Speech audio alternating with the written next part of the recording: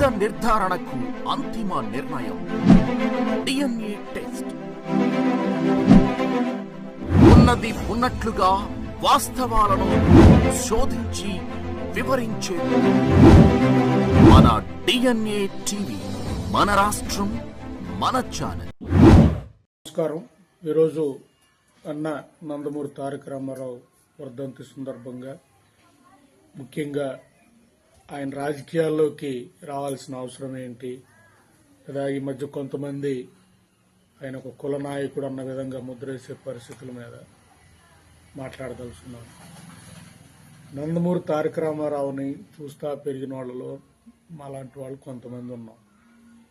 జనరల్గా ఆయన్ని లోతుగా పరిశీలిస్తే ముఖ్యంగా ఆయన సినిమాలు అంటే పాత రోజుల నుంచి కూడా త్రిపురనేని రామస్వామి గారి భావజాలం ఆయన మీద ఉందనేది మనం చూస్తే అర్థమవుతుంది. ఆయన మీదే కాదు, ఆయనకి డైరెక్ట్ చేసిన వాళ్ళ మీద లేదా రచయితల మీద అప్పుడు వాళ్ళందరి మీద కూడా అంత లోతైన భావజాలం ఉంది కాబట్టి ఆయన సినిమా నుంచి వచ్చి రాజకీయాల్లో సక్సెస్ అయ్యాడనేది మనం చూస్తే అర్థమవుతా ఉంది.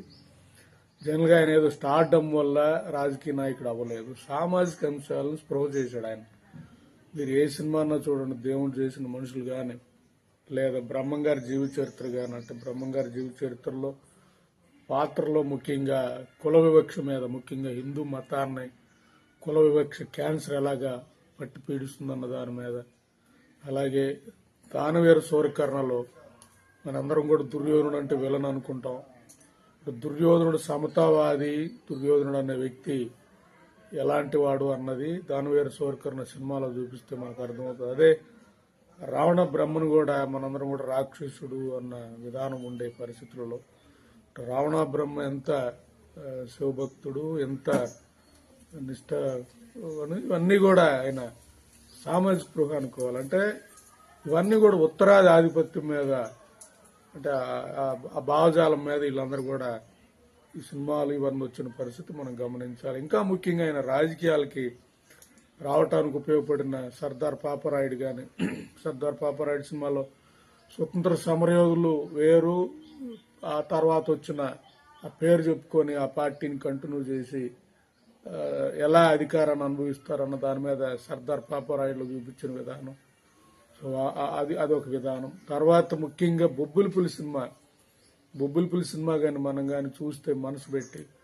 ఒక దేశం కోసం ప్రాణాలు అర్పించడానికి చెప్పాలంటే ముఖ్యంగా కుటుంబాన్ని కూడా వదిలేసి దేశం కోసం త్యాగం చేసిన సైనికులు ఇక్కడికి వచ్చి చెత్త రాజకీయాలు, ముఖ్యంగా వ్యవస్థల్లో ఎవడబడితే వాడు అవినీతి, అంటే ఆ సినిమా చూపించిన విధానం, ఇసుక లేదా ముఖ్యంగా చెప్పాలంటే ఇసుక అంటున్నాను, ఈ రేషన్ బియ్యం అప్పటి నుంచే ఉంది అన్న యాంగిల్లో చూపించిన విధానం, అవినీతి వ్యవస్థలు, పోలీస్ సిస్టమ్, కోర్టులు ఎలా మేనేజ్ చేస్తాయి, ఇవన్నిటికీ అవినీతి క్యాన్సర్ ఎలా కారణమైందన్నది ఆ చూపించిన విధానం, దాన్ని అసలు జనాలు హత్తుకున్నారు. కాబట్టి ఆయన్ని ఒక నాయకుడిగా ఈయన వస్తే మన మార్పులు జరుగుతాయి మన జీవితాలు అన్న విధంగా ఆయనకి 6 నెలల్లో తిరిగితే, ముఖ్యంగా ఆయన్ని మనం పొగడాల్సిన గొప్ప అంశం ఏంటంటే ఎందరో సామాన్యులు ఈ రోజుగా ఎన్టీ రామారావు నిజంగానే ఆయన పార్టీ పరంగా సిద్ధాంతం ఉండుంటే ఎందరో మాలాంటి వాళ్ళని ఎమ్మెల్యే అయ్యే అవకాశం వచ్చే పరిస్థితి వచ్చేది.